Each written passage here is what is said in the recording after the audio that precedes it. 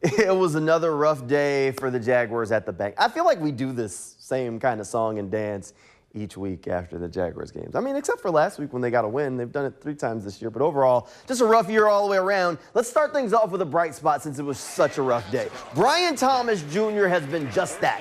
A bright spot for the Jaguars. You see number 7, all he does is catch passes and score touchdowns. They call him BT, and the T is for touchdown. He now owns the rookie receiving touchdown pass record, the rookie receiving yardage record, and he was knocking on the door of some other rookie records, but he just needed one more catch, and the Jaguars couldn't get it to him, and he would just completely have rewritten the record book. But there's still time in the season.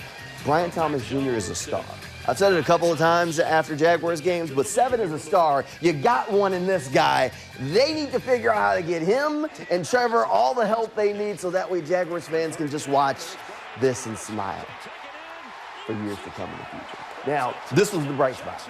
After this, it's all downhill from here. Let's go to one of these that just kind of boggles my mind. I kind of knew this was going to happen. Aaron Rodgers was going to find the fountain of youth and be doing things like this. But, I mean, how easy was that? Davante Adams was all alone.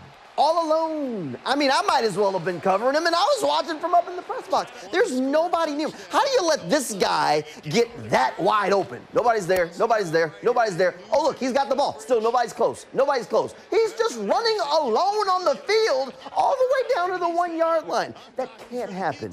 It can't be this late in the season, and they're still having busted coverages that end up leaving guys like Davante Adams that wide open. It's tough to watch this play. I mean, just look at how wide open he is.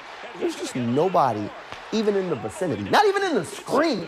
All right, that was one that was tough, but that's not the only one. The Jets kind of tried to lose this game, and the Jaguars were able to do it. I mean, look, after that play, they scored this touchdown. There's over a minute left. The Jaguars had 2 timeouts. They're on the 1-yard line. The Jets just score and give the Jags the ball back with a chance. 2 timeouts. What are they doing? You want to talk about coaching malpractice? The Jets should have been taking knees to get rid of the Jaguars' timeouts. Chew some time off the clock. No, instead they just go right on in and they give the Jaguars the ball back, trailing with 2 timeouts. Who does that?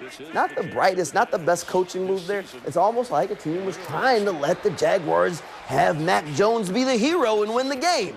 Oh, they did try. It just didn't work out that way. I mean, so the Jets' gamble ultimately paid off. This is how it ends.